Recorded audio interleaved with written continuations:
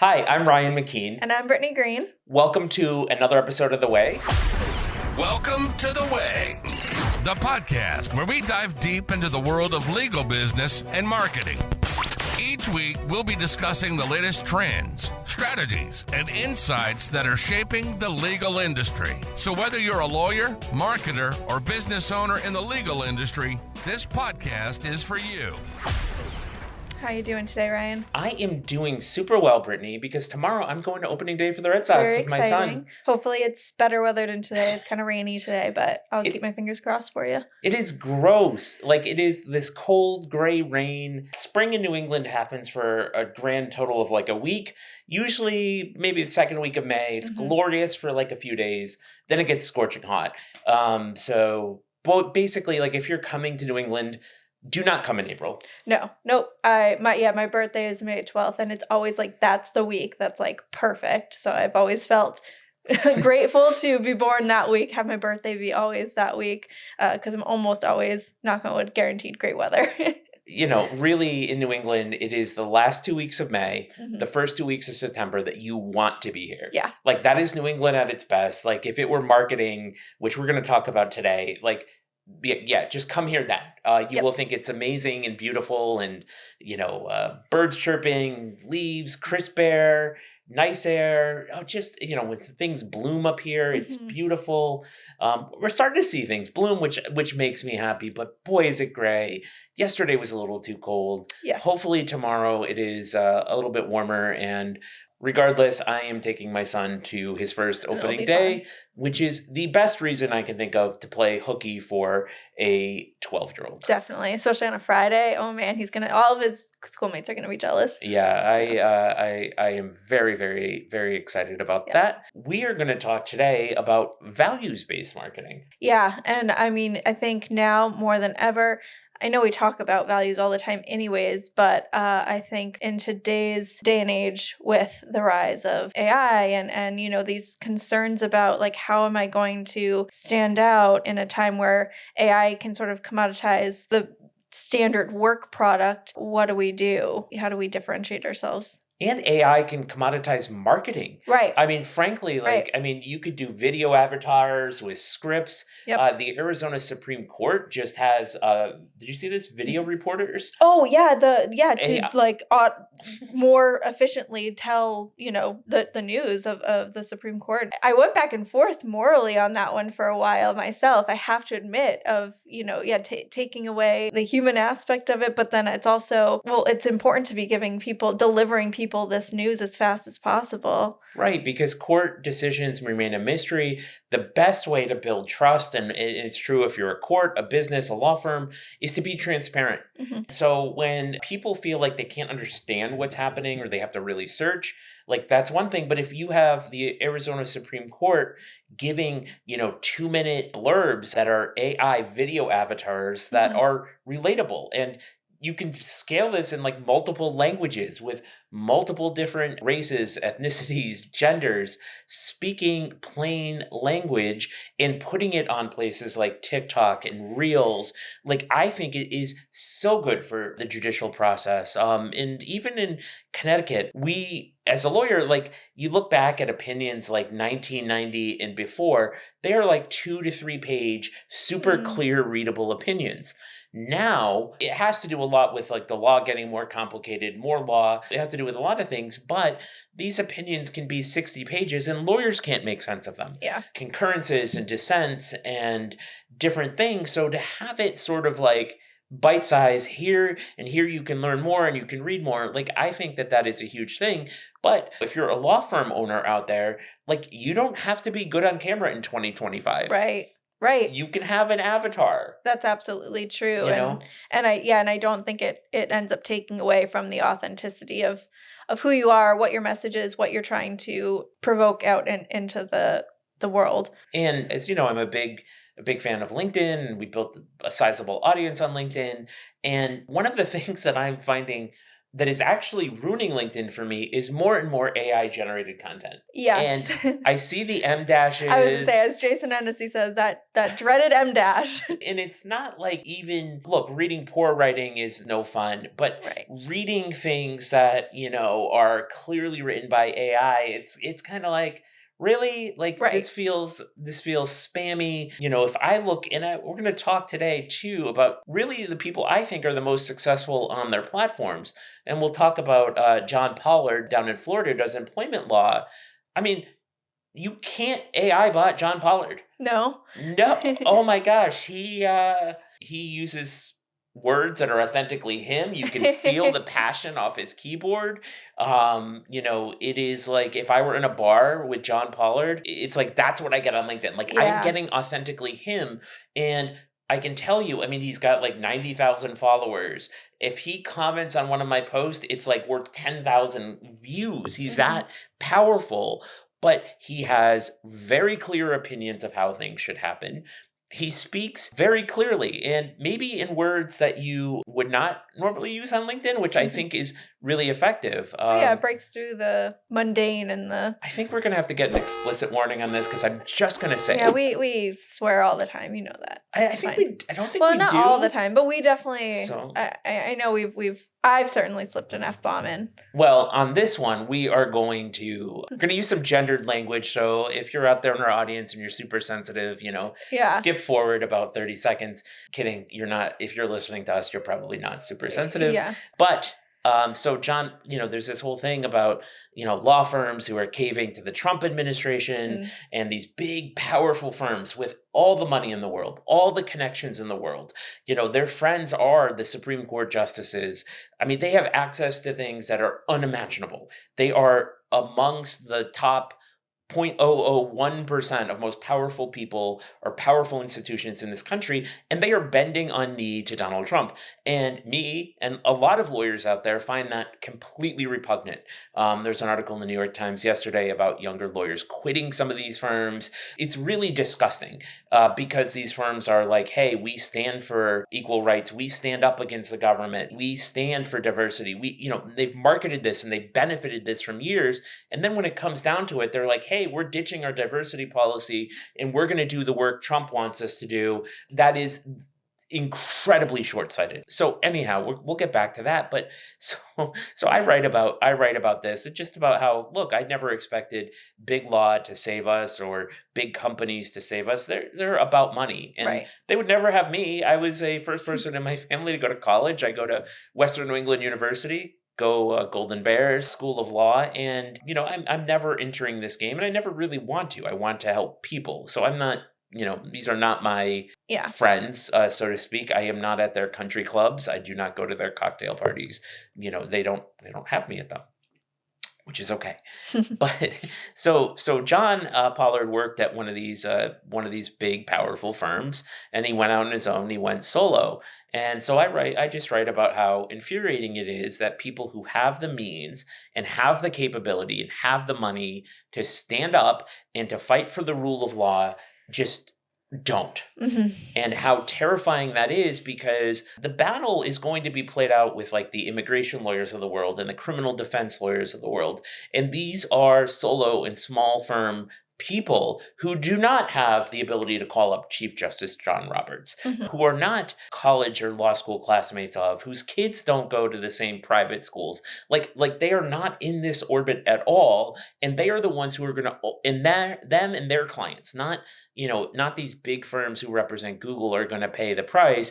It is the Jim Hackings of the world who are representing Muslim immigrants to the United States in all sorts of proceedings who are going to feel the brunt of this. I'm just like, this is disgusting. Like, that's my opinion. And John Pollard comments and he writes, yeah, they're a bunch of billionaire pussies. And that is authentically him. It's true. Yeah. That is authentically him. I may not use that language. Like, that is not me. That is not my language in general. Believe me, I can swear with the best of them, but it's just not. Yeah. There's other words you like to use instead. There are, yes, there are other words that I do use. We will not discuss those on this podcast, but that is not authentically where I go most of the time. Right. I could. Right. But But yeah, you're right though. It speaks to, you know, exactly who you're getting out of John Pollard, like with the language he's using. There's no, you know, ifs, ands, or buts about who he is, because it's clear he's going to be authentically that person in person as he is on LinkedIn if he's using that language. right. And I read him, and John, if you're listening, I love you, man. And I would love to fly down to Florida and have coffee with you or lunch or whatever. I greatly respect your voice and what you built and everything. So I'm a fan. And I don't always agree with what he has to say, but that's okay.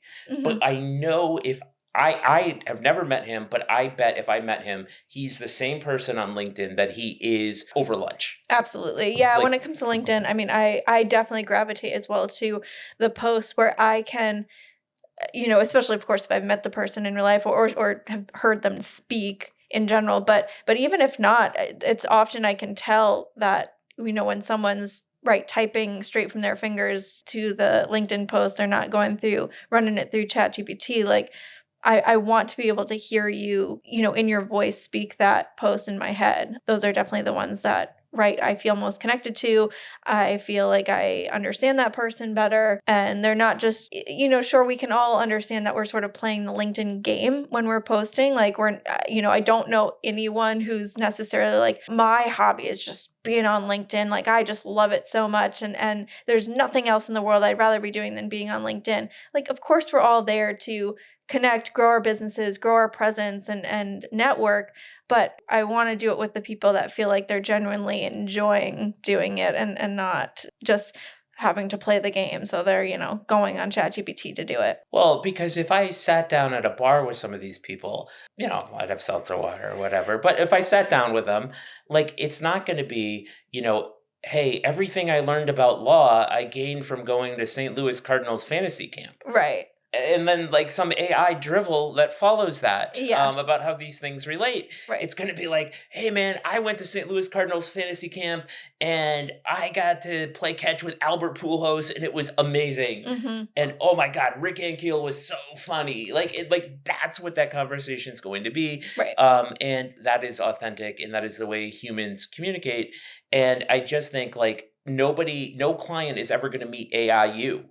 Right. And so, Exactly. like, you're actually breaching trust by creating sort of a false persona or a false thing. And I mean, to the degree I have ever had any success, like personal branding, like I'm not one of these lawyers who can go to the gym all the time and get blowouts and do these things. It is that like I am authentically me. Like I show up, you know me very well. Who I am right now and who I am on LinkedIn is who I am. No, exactly. That's on an exactly right. airplane. Every time I read a LinkedIn post from you every day, like it's your voice speaking in my head as I'm reading it, because it is genuinely how you would speak in real life about that, whatever story you're posting about, whatever your message you're trying to talk about. You know, it's often just me writing, but sometimes I will get stuck on like how to phrase this. Sure. And I'm like, hey, can you make this read better? Like, Yeah. and then maybe ChatGPT will give me like a line or phrasing that is sort of better than I could have come up with that adds to it. But otherwise it is my voice. I'm not just going to ChatGPT, hey, write a LinkedIn post for me today Right. and pasting. So, okay, so we got John Pollard. Mhm. On another end of this, you've got Bob Simon on Instagram. I don't follow him as much on Instagram Okay, as so- other places, so you have to fill me in. Bob's on Reels. Bob is like, he's the closest thing in like the legal profession to like a reality TV Sure. star. Okay. Yeah. So, I mean, follow Bob on LinkedIn or Instagram or Reels. Like that tends to be his medium. And he's very, very, very good at it. But it is authentically him. Oh yeah. It is- He's very charismatic. He's very charismatic. He also has points of view. So he's Mhm. not afraid to say, you know, that Elon Musk is ruining the country. He's not afraid to stand up against terrible personal injury lawyers who are exploiting people. He has opinions and he's authentically him. Mhm. And, you know, we've had coffee with him in Miami. It's great. Like, it's who you get when you meet him is like, that's the guy I see on Instagram. So I didn't follow him on Instagram. Then we met and then I followed him on Instagram and I'm like, that's the same guy. Mhm. Look, he's not for everyone. He is not, he's not particularly polarizing, but, he would post things like that I think other people would not or feel comfortable doing, but that is sort of who he is. And to me, it is incredibly effective. He has built a great reputation as both a trial lawyer and a business person and his various ventures, and it opens a ton of doors for him, and he leverages it extremely well. But again, it's not like AI drivel Bob. It is like, hey, I really like bourbon, and talking about that and being authentically him. So I think like that ability to come across in the medium is more important than being polished. It's more important than being perfect. It's more important than being highly produced. It is like people need to know you, the person. Look, the leveling of the playing field here is going to be first-year law students are going to have access to amazing AI tools in Westlaw that can write briefs with like the most senior attorneys. Like that is happening. And look, that's not all of being a lawyer, but there's going to be a moment. We were playing around with AI deep research on ChatGPT for cool. something else. But it's going to be a moment where, we talk about content marketing and we talk about different things where it's going to be like, I want to create the best personal injury website. And ChatGPT is going to not only create the content, but it's going to create the website itself. Like it is wild about what is about to happen. And so that's not going to be a distinguishing factor. Like you're not going to be able to establish expertise solely on the number of blog posts that you can write. Like that ship is waning. It is sailing off into the sunset as we speak, but are you able to actually use your web presence in addition to that to show your values and your personality? Because I think that those things are going to matter more because people like me are just going to be like, hey, AI, yep. But they're going to see something in you that's going to connect with something in them. And that is what's going to lead to the conversion. Absolutely. That's why, right. It's, I know it's scary to a lot of people to think about being polarizing in some way by drawing sort of a hard line of like, these are the values that I have. This is how I want to come across. These are the things I want people to know about me. It leads back again to things we've said before in the past, right? You need to speak to that one ideal client of yours. Stop trying to speak to everybody, because if you're speaking to everybody, you're speaking to no one, right? We've said that a bunch. So yeah, again, I think it goes back again with thinking of the law firms that are bowing down to Trump. Like, and as you said, from the news reports, we're seeing the younger lawyers who are standing up for their values and leaving these firms because that is not the values that they were sold originally when they joined these firms. It matters to people, it's matter. And as we talked about, in one of our last episodes in terms of hiring and things like that, it matters to these new lawyers coming in that you stand for something and that you mean it. Yeah, it's so important. And I'm going to take this in sort of a different direction. Like, I do wear my politics on my sleeve. Like, if you're out there and you don't want to hire me, like, I support my transgender friends. Like, I support women. I support giving voice to the people who don't have power. I support all of these sorts of things that, that is who I am. And you just don't need, I think the mistake law firm owners make is you don't need to get 100% of people on your side. Right. You don't even need to get 50% of people. Like, you're not even running for office and hoping that 45% of the electorate likes you. Like, that's not even the bar. Right. If you are in whatever state you're in and 10% of the people in car accidents are calling you, right, you have a massive firm. Yeah. You have a very, very huge firm. Yeah. So speak to them. And one of the things when we get involved in firms, like if you hire us as consultants, one of the very first things, you're like, hey, I need you to get more cases. One of the very first conversations we're going to have with you is, who are you? Right. What do you stand for? Why do you exist? Like, what are those things that really capture you? And don't just give us bullshit. Well, we're excellent and we care about our clients. Like, let's keep going. Let's keep talking through that. And let's get down to who you are, because companies are shadows of their leaders. And so if you are an Ironman triathlete, like, lean into that. If you are a farmer, lean into that. If you're a religious person, I mean, lean into it. Like, just because that may not be attractive to one set of people does not mean there's not a whole host of people that it is going to be attractive to. And that's who you're going to be more authentically yourself with anyways. So why would you not want to have them and work with them? Right. And you're going to work with people who speak your language, who share your values, and it's going to be a lot easier for you. I mean, look, we are in, very blue Connecticut, and in terms of the electorate, and there's a divorce lawyer, one of the very few divorce lawyers who runs billboards. I think we'll see more of this, whose billboards are make alimony great again. Yeah. Like, when I saw that, of course, my instinct, again, like Ryan, I think I wear my self on my sleeve for the most part of my values too, and my beliefs politically. Clearly, when I saw that, it was one of those like sort of gut punch, like, oh, no, hate that, would never hire. But right, there is very much that sect of people in Connecticut that are going to say yes to that, think it's funny, think it's hilarious, think that's the guy I want. Great. Right. That's who he's gunning for. And I mean, I don't know what the final totals are, but it would very much surprise me if Trump got more than 35 to 40% of the vote here in Connecticut. Yeah, I don't know. I was, closer than I would like to have admitted, but but it's not. Yes, it's not like a 1% thing. No. There's a huge There's a huge population still in Connecticut that, again. Even if it's 35%, even if it's 1 in 3 people going through a divorce. I mean, yeah. Like, and they're like, hey, that guy speaks my language. Exactly. That guy, what he's doing so effectively is he's saying, this is my worldview. Yep. This is what I value. If you want me as your lawyer, like, that is going to attract so many more leads and people that, he may like and share his values than somebody who's just like, going through a divorce, like, call the Jones firm. Like, it's not going to hit as well in 2025. And look, when you're doing this, it feels to some degree risky. Like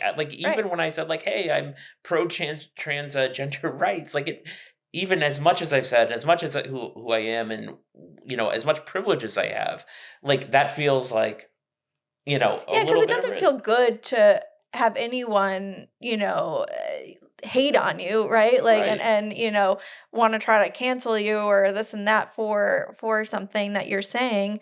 We don't want trolls in the comments or things like that. But yeah, again, if you don't stand for, what you believe in, you stand for nothing. If you're not speaking to one specific person, you're speaking to no one. It's all true and is a scary feeling, but it's something that if you can break through and break past, then you're going to reap some real rewards for it. And it's like, as we talk about things bots cannot do, which will be a whole nother episode, but it's like, I will be Tanner when we film that one. But when we talk about those things, it is connection. It's very interesting to me that, Google, which, tries the past 30 years trying to really rewire like how human knowledge is done, and really sort of almost like a neural network. They talk about links, right? And links, we go through websites and we're like, hey, the more links you have, the better your website does, right? And really, like, the same is true offline. The more people who are linking to you, the more people you are connecting with, like, the higher return you're going to have, the more visibility, the more success. In today's very, very competitive environment, I think it is more important than ever for you. And look, I teach law students, like, it is an incredibly values-based group, even more than when I was in law school. It is like, because what I really think more than anything is in 2025, people have options. Mm-hmm. You have options on who to work with. You have options on who to hire. I mean, it used to be like you'd stay in a job for a very long time. That's not necessarily true anymore. It used to be that maybe you went to the local law firm because they were down the road. That's not true anymore. There are national firms. There are state firms. There are regional firms. The real differences are sort of waning in that respect. And when people have options, they are looking for people who they feel are real. Right. To them, whatever that is. Yeah, real to them, feel connected to them, that they agree with on different moral and valuable levels. So, and also, like, don't feel like, I think there's another mistake. Like, don't go on LinkedIn feeling like you have to be John Pollard. right. Don't go on Instagram thinking you have to be Bob Simon. Like, if I was trying to be Bob Simon, it would just look terrible. Right. It would look awful. Like, nobody would buy it. And if you're like not super religious, don't become the Jesus firm. Exactly. Like, people will see through that. Yes. People are looking for that. It's almost like when we do juries, we're always like, juries are great bullshit censors. Mm-hmm. Well, guess what? The market is your jury. The market is a great bullshit censor. And if you are putting out bullshit, people are going to realize it. So think about who you are, what you value, what matters. Put that out there, reinforce that message to you, and find the people who are like you, who are looking for what you're offering. And you're going to go much, much, much further than just being a generic law firm or a generic lawyer on LinkedIn or a generic person on doing reels. You are actually building connection, which is the point of all of it. Agreed. I think that's a really good point to nail down too, is don't just copy who's in your eyes is successful, and don't just copy and paste from other people's values, because it will, like you said, people will see through the BS, and it will be so much harder for you to feel authentic, to come off authentically, to find new ways to market your firm if you're just trying to be like the other guy. I think this is a good point to end on, which is that if you're out there and you're like, well, look, I'm not as charismatic as Bob Simon, or I'm not as fashionable as Jen Gore, or I'm not as opinionated as John Pollard, like, that's okay. The world has them. Like, the world needs you. Right. And so chances are, if it's everybody has a story out there, everybody has something to offer. And lawyers have often really great stories. Like, the world needs your story. So if it's interesting to you and it happened to you, look, there are like 9 billion people on this planet who you can reach with the push of a button. Put that content out there. And also, the flip of it is, and like, look, I've gotten gobs of views. Don't pay attention to that either. Look at like a platform like LinkedIn, like speaking. If 100 people see your post, imagine that you spoke to a room full of 100 people. Yeah, you feel really good about yourself. Yeah. That's a big room. Yeah. So you don't need, sometimes I do posts and it gets a few hundred views. Sometimes I do posts and it's like 250,000 views. Mm-hmm.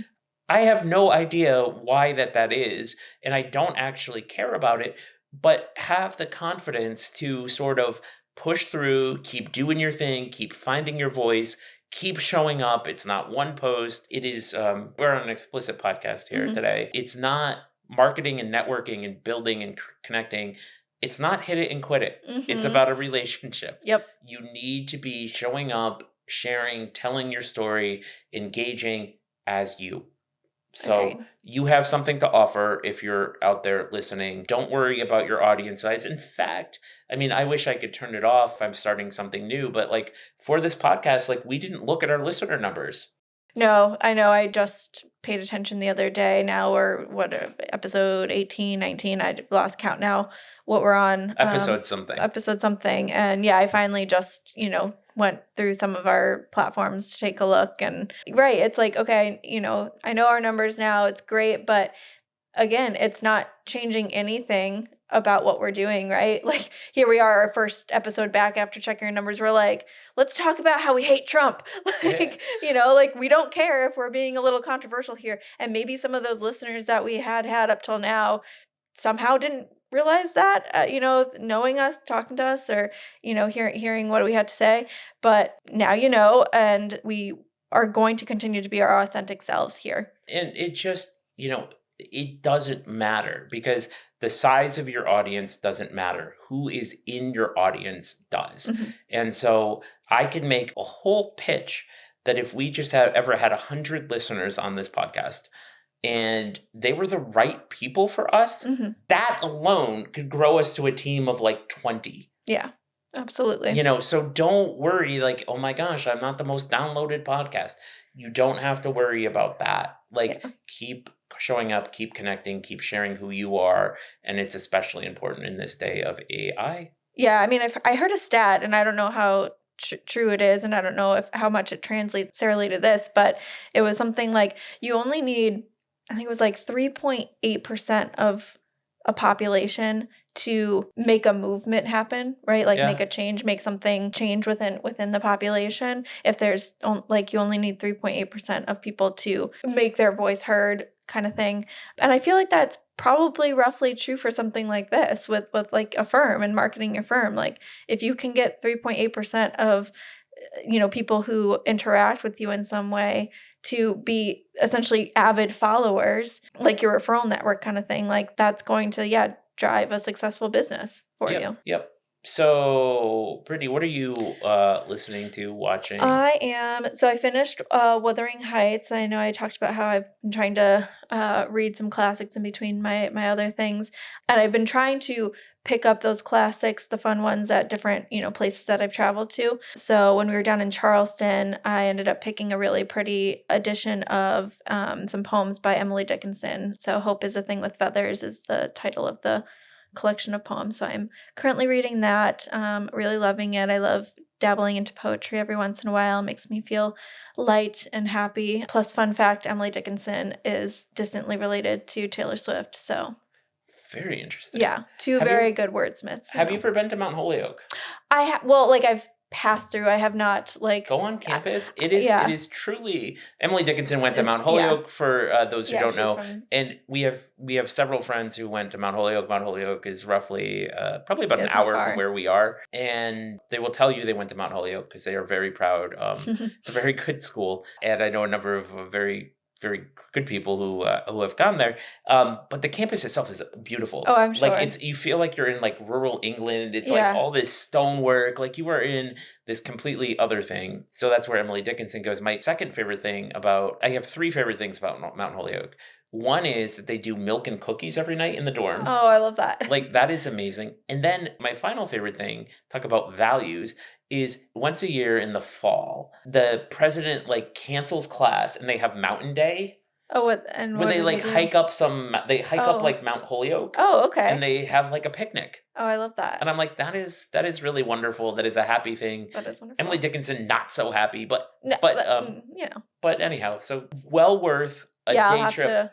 you could just walk around campus. You're just gonna be like, oh my gosh, it's beautiful. I'm sure I think they have maybe not on campus, but somewhere in that vicinity, because she was originally just from that part of Massachusetts in general. I know they must have a museum or something. Worth a ride up. Yeah. Worth a ride up. To go check it out after I finish my poems. Go check out some poems. How about you? Yeah, I'm feeling that the algorithm has really hit for me. So my reels are like what I mostly watch when I watch TV. So I get filled with Australian Shepherd reels because I have an Aussie, which I love. I text Allison all the time, like, hey, we got to get a puppy Aussie. And she's like, Ryan, you're crazy, 3 dogs. And Aussies are a thing. But I love watching my Aussies. I love watching like old wrestling highlights. Don't ask. But I'm like, hey, it's like Andre the Giant versus Hulk Hogan or Stone Cold versus The Rock. That was the prime time of wrestling and pro wrestling, So I really enjoy those two kinds of reels, which the internet is feeding me, and those are rabbit holes that are kind of great numbing. And I do love when the algorithm finally kicks in and correctly and feeds you that sort of stuff. So there's no way to replicate this, but know that I am enjoying watching Stone Cold Steve Austin reels. I love it.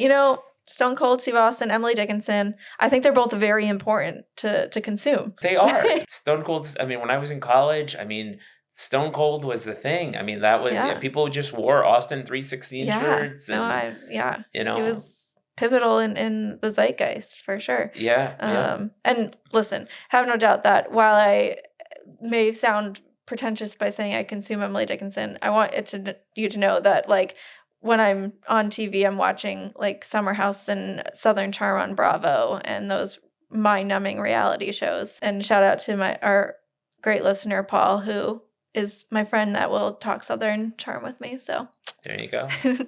All right. We'll talk next time, guys. Thanks for joining us on this episode of The Way with Best Era.